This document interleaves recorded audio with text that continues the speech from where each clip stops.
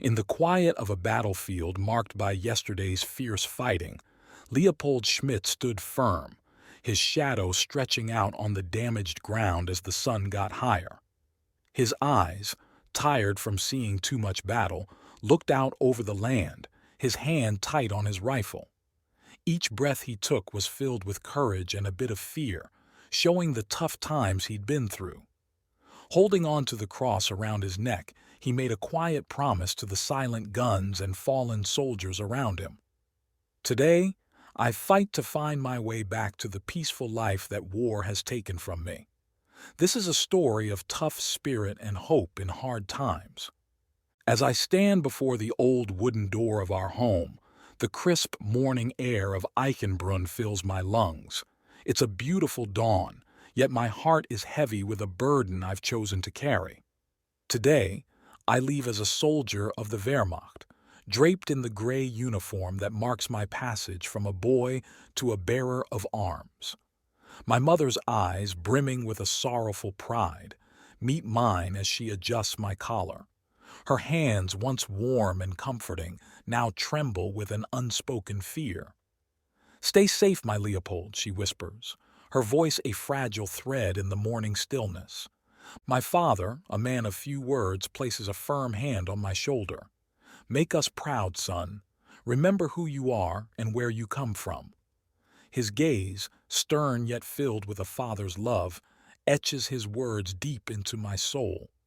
I nod, swallowing the lump in my throat, the reality of my departure sinking its teeth into my resolve.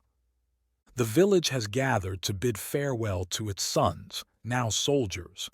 I see my friends, their faces a mix of excitement and uncertainty, as we line up beside the rumbling truck that will carry us away. Anna, my little sister, clings to me, her understanding of my journey no deeper than the puddles we used to splash through. I kneel and hand her a small iron cross I made, a token of my promise to return. "Keep this safe for me," I tell her, forcing a smile. As the truck pulls away, the faces of my family and friends blur into a tear-stained mosaic of my past. The rolling hills of Bavaria, with their comforting familiarity, recede into the distance. Inside the truck, the air is thick with the scent of men and metal. Voices buzz with stories of heroism and adventure, a collective mask for the anxiety that gnaws at each of us. "Imagine the stories we'll tell," says Friedrich, a robust farmer's son with a boisterous laugh. His optimism is infectious, yet I can't help but wonder if the tales we dream of will bear the weight of truth. The romantic war stories that once danced in my head now clash with the growing drumbeat of reality. Days turn into nights, and the landscapes shift. The homely villages of Germany give way to the vast, unknown realms of the East. Each mile stretches further from everything I've ever known. The stories in the truck dwindle, replaced by a contemplative silence. We're not just journeying across land. We're traversing the fragile bridge between youth and the precipice of adulthood. At night, when the others sleep, I find no rest. The stars above are the same, yet they shine on a different world. I think of my mother's eyes, my father's words, and Anna's innocent embrace. A part of me longs to turn back, to run through the fields of Eichenbrunn and forget the path I've chosen. But another part, driven by a sense of duty I can't fully understand, propels me forward. "Leopold, you all right?" asks Karl, a city boy with keen eyes. I nod, my voice a mere whisper.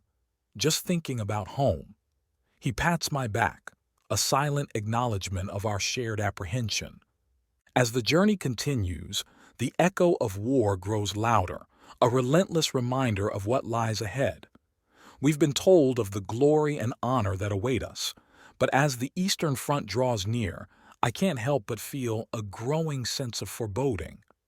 The stories of valor I once craved now seem like distant echoes, overshadowed by the looming specter of the unknown.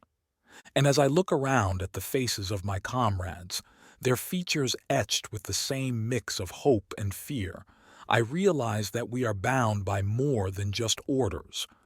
We are linked by a shared destiny, a journey into the heart of a war that will test our courage, our faith, and our very humanity.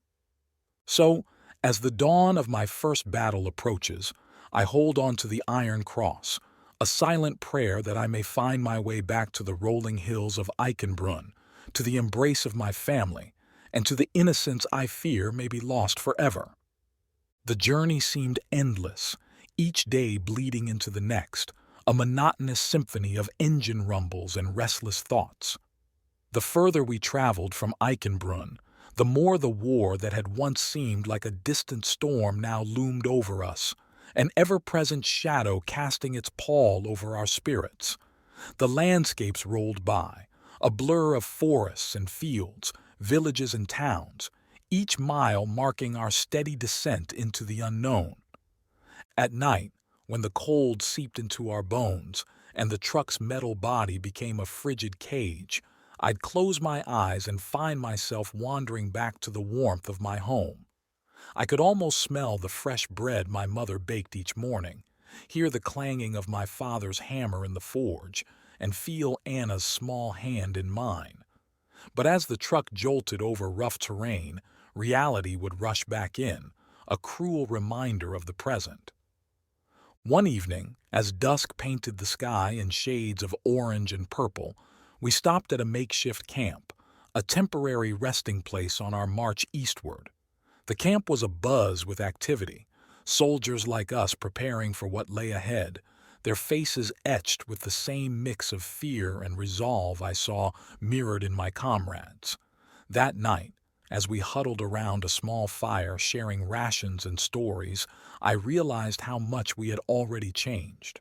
The laughter was there, but it was tinged with a certain grimness, a shared understanding that each joke might be our last. The next morning, we received our orders. We were to advance through a sector that had seen some of the fiercest fighting, a place where the earth itself bore the scars of war.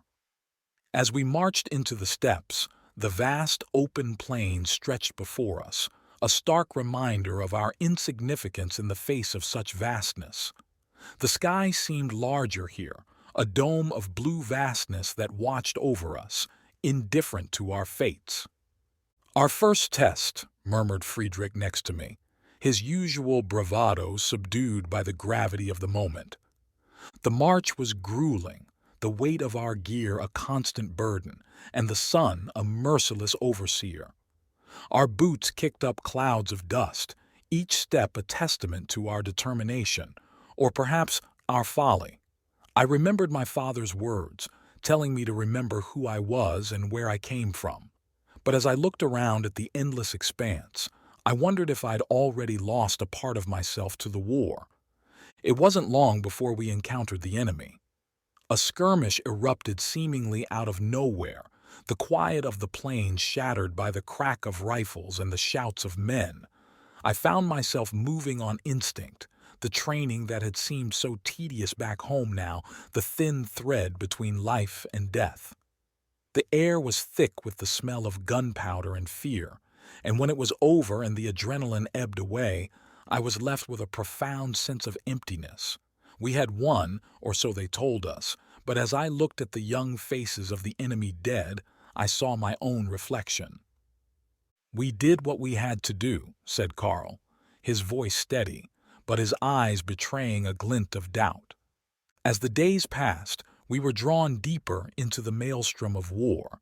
Each engagement left us more jaded, the ideals we had carried into battle slowly eroded by the relentless tide of violence.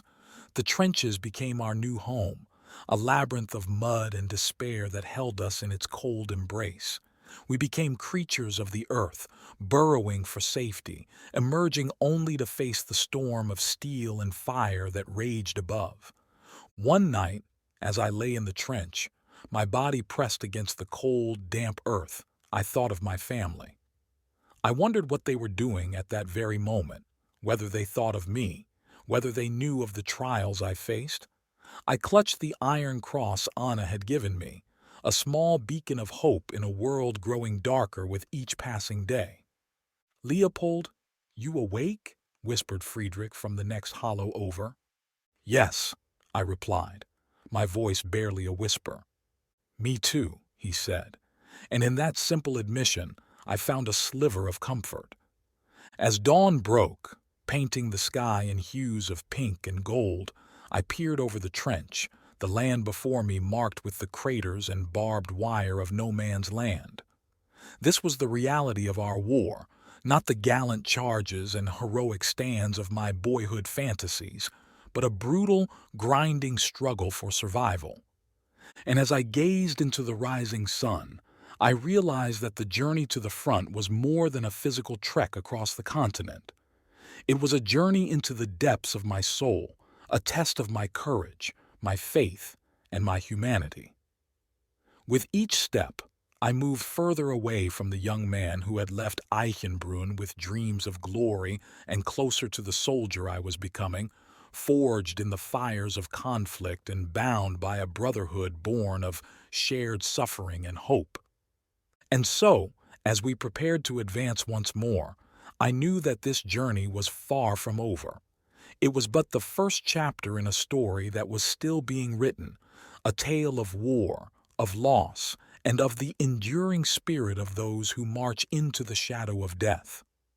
The days melded into a monotonous march, each one indistinguishable from the last, until that fateful morning when the war, which had been an abstract concept, became a terrifying reality. The sun rose not as a beacon of hope, but as a herald of the day's grim battle. As we lined up, ready to advance, our officer's voice cut through the morning air, sharp and commanding. Today, we engage the enemy. Remember your training and keep your wits about you. I felt a cold shiver run down my spine, my hand instinctively tightening around my rifle. Friedrich gave me a nod, a silent show of solidarity as we moved out. The land before us was scarred by previous battles, a desolate expanse of mud and craters. The first shots rang out, distant at first, then growing closer, until the air was filled with the cacophony of war. We dove for cover as bullets whizzed overhead, the sound deafening, the fear palpable. "Move forward!" shouted our lieutenant, his face set in a grim mask. We moved as one, a collective entity driven by survival, darting from one shattered remnant of the landscape to the next. The enemy was there, just beyond our sight, hidden by the smoke and chaos. Then, it happened. The moment that would forever change my perception of war. We stumbled upon a group of enemy soldiers, their uniforms foreign, their faces etched with the same fear that gripped my heart. For a moment, time seemed to slow, our eyes meeting across the battlefield, a silent acknowledgement of our shared humanity. But the moment passed, shattered by a hail of bullets. We exchanged fire, a desperate dance of life and death. I saw one of them fall, his body crumpling to the ground, and something within me recoiled. This wasn't the glorious battle I had imagined. This was horror, raw and unfiltered. "We need to move!" Carl yelled, pulling me from my stupor. We pressed on, the battle raging around us, each step a defiance of the odds. The noise was overwhelming, a relentless tide that sought to sweep us away. But we held on, fighting not for glory, but for the man beside us, for the chance to see another dawn. As the enemy retreated, we took a moment to catch our breath, the adrenaline slowly ebbing away, leaving behind a deep, gnawing exhaustion.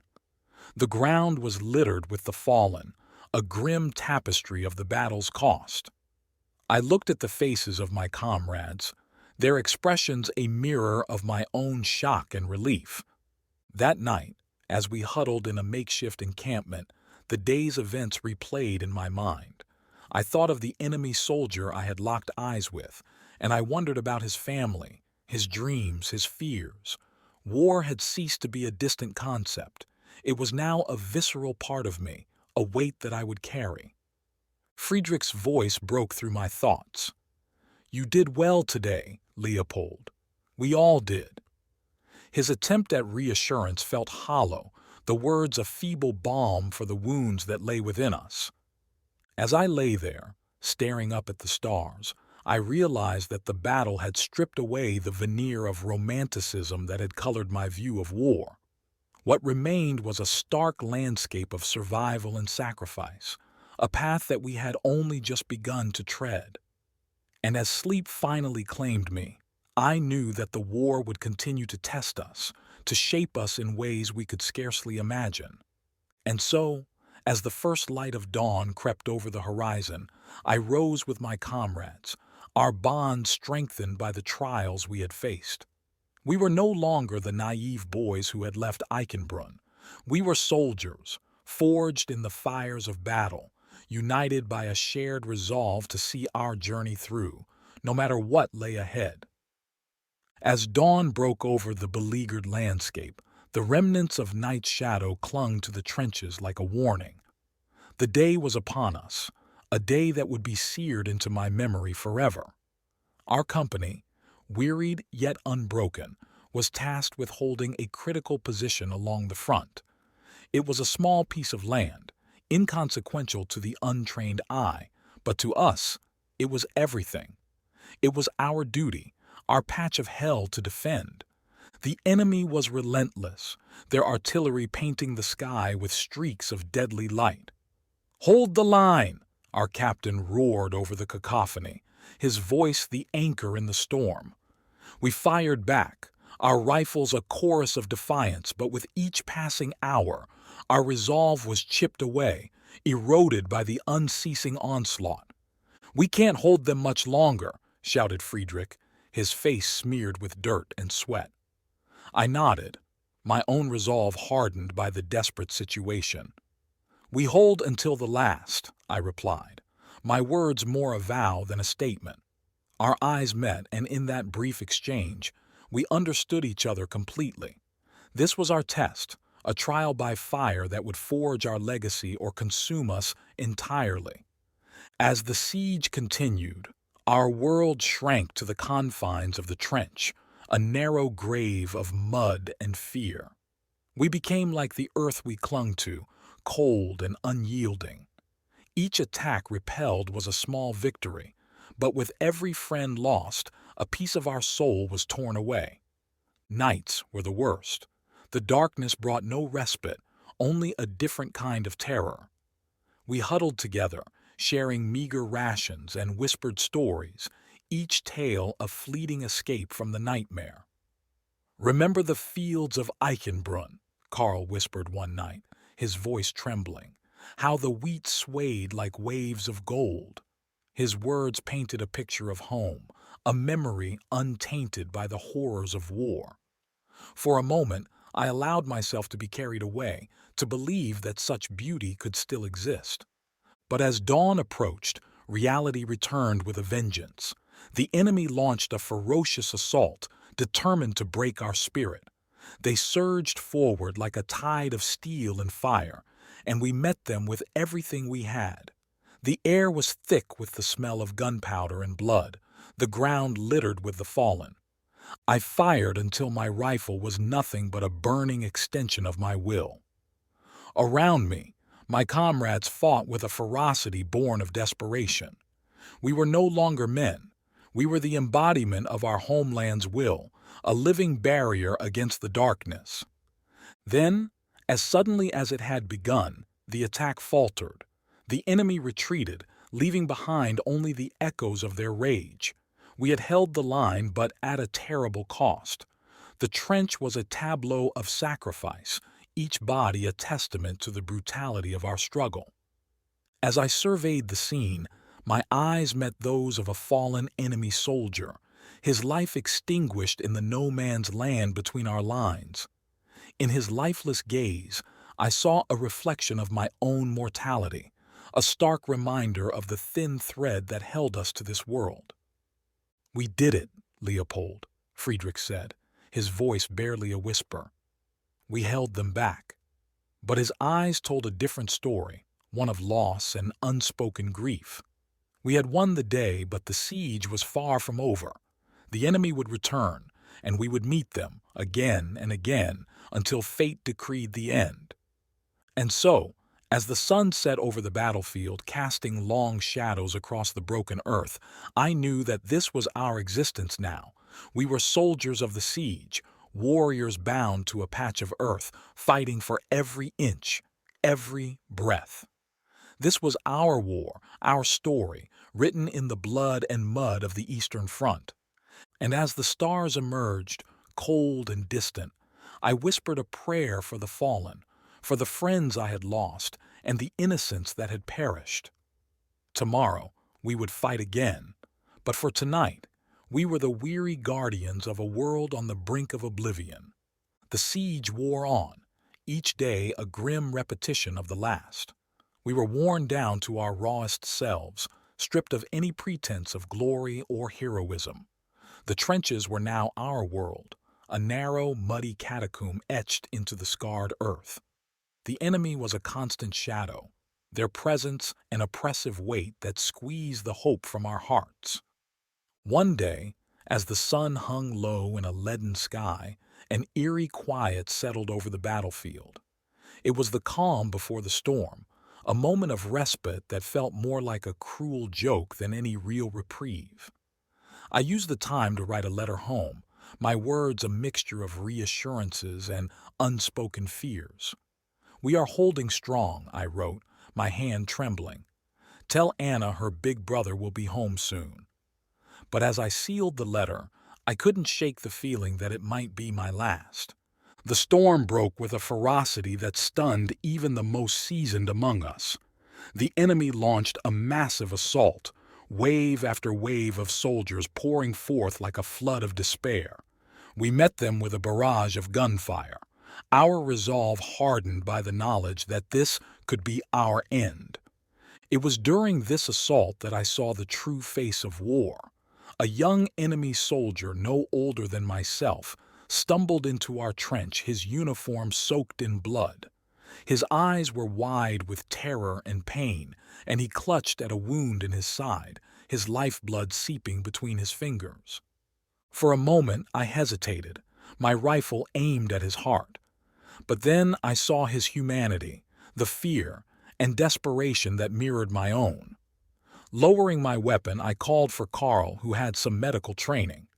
Together, we tried to stem the bleeding, the boy's whimpers a haunting soundtrack to our frantic efforts. But it was too late. As I held him, his body shuddered and went still. The life slipped from his eyes, leaving behind a vacant stare that bore into my soul. I had seen death before, but this was different. This was an intimate, jarring encounter that shattered any illusions I had left about the nobility of war. The battle raged on, but I was numb, my actions mechanical.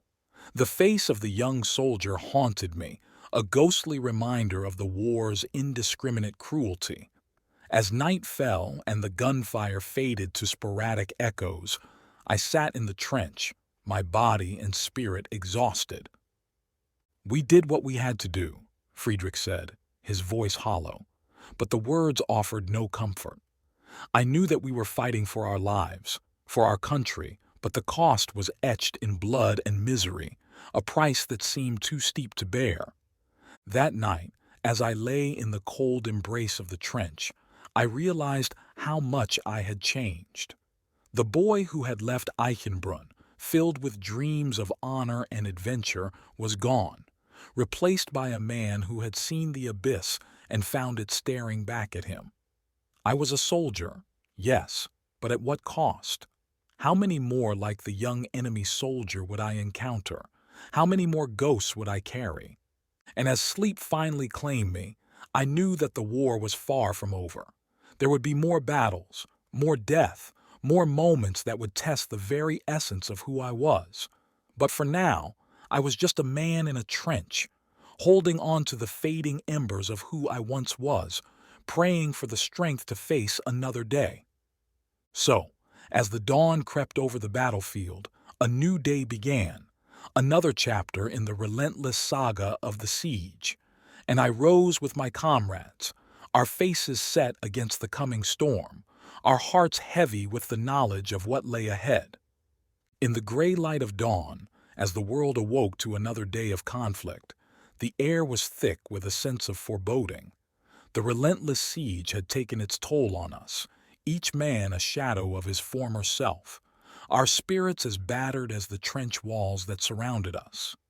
It was on this day that we received the order that chilled us to our core. We were to hold our position at all costs, a final stand against an enemy that outnumbered us greatly.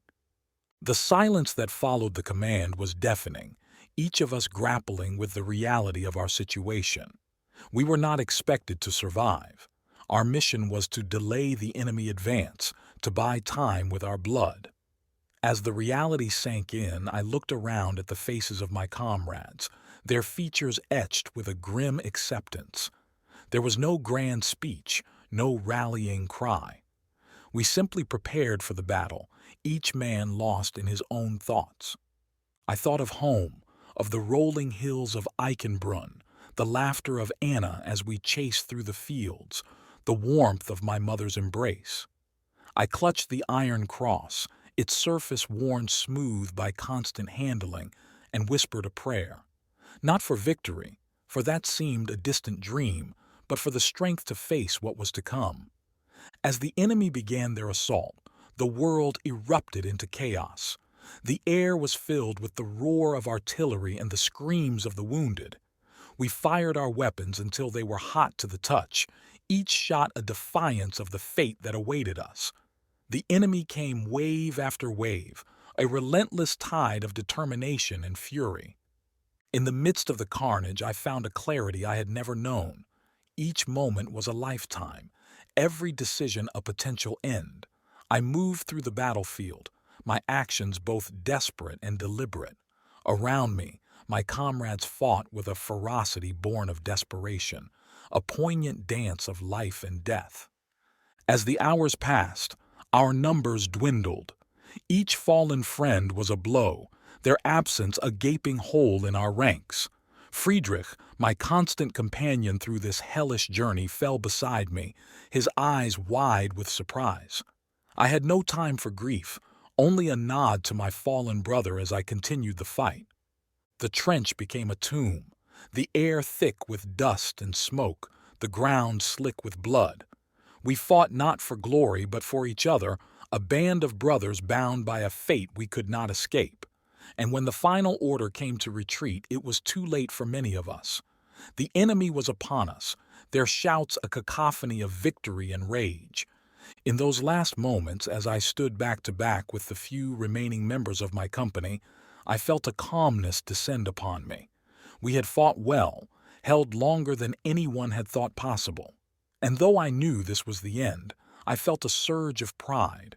We had stood together, till the last man, till the last breath.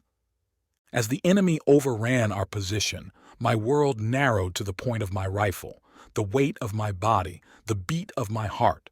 And then there was nothing but the sound of my own breathing and a final, blinding light. When I awoke, it was to a world of pain and silence.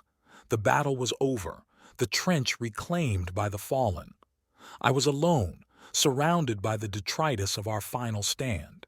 How I had survived, I did not know. Perhaps fate had more in store for me, or perhaps it was simply chance. As I crawled from the grave of my comrades, the sun broke through the smoke, a new day dawning on the ravaged land. I knew that the war would continue, that others would take up the fight. But for me, it was over.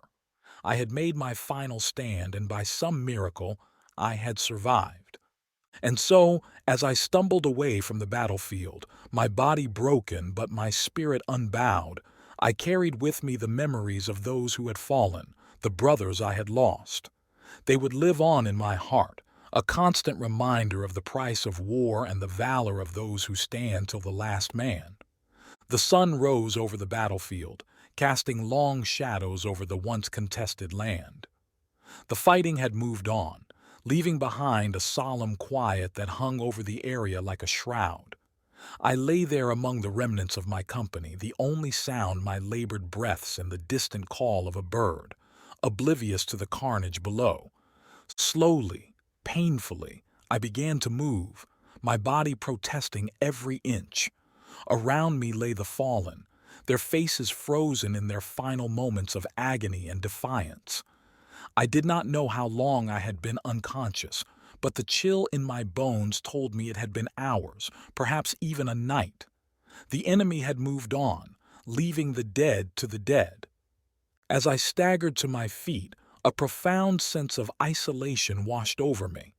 I was alone, utterly alone, surrounded by the ghosts of my comrades. Each lifeless form was a stark reminder of the cost of our final stand. We had held our ground, but at what price? I walked through the trench, a staggering specter among specters. Here was Friedrich, his face peaceful in death, as if in sleep. There was Karl, his body draped over the parapet, a silent sentinel still watching over us. Each friend I passed was a knife twist in my heart, their sacrifice a weight that I would carry for the rest of my days. The trench gave way to no man's land, a desolate stretch marked by craters and barbed wire. I moved through it like a ghost, my footsteps the only sign of life in a landscape of death. The enemy dead lay among our own, a grim testament to the ferocity of the battle. I felt no joy at their demise, only a deep, weary sadness. They too had been young men, full of dreams and hopes, sent to die in a foreign land. As I reached the edge of the battlefield, the sounds of war returned, a distant rumble of artillery and the faint crackle of gunfire. The war went on, indifferent to the lives it had consumed, but for me, it was over. I had no fight left in me, only a deep longing for home and an unshakable sense of loss. I don't know how long I walked, my mind numb, my body moving on sheer instinct. But eventually, I found myself on a road, its surface scarred by the passage of countless boots and wheels. I followed it, each step a journey back to the world of the living. Along the way, I encountered others, soldiers and civilians alike, each bearing their own scars of the war. We did not speak, our shared experiences a language unto itself. We were the remnants of a great calamity, a scattered brotherhood of the wounded and the lost. And when I finally saw the familiar hills of Eichenbrunn on the horizon, I felt no joy, only a profound weariness. I had returned, but I was no longer the boy who had left with dreams of glory. I was a man forged in the crucible of war, marked by loss and tempered by survival. As I entered the village, the faces of my family and friends were a balm to my soul. They rushed to me, their tears and embraces a welcome relief from the isolation I had endured. But even as I returned to their fold, I knew that part of me would forever remain on that battlefield, a silent guardian among the rows of white crosses. And so, as I began the long, slow process of healing, I knew that the war would never truly leave me. It had changed me in ways I was only beginning to understand. I had seen the worst of humanity, but also the best. I had lost friends, but I had also gained a brotherhood that transcended death. And as I looked to the future, I knew that I would carry their memories with me, a reminder of the price of freedom and the enduring spirit of those who fight for it.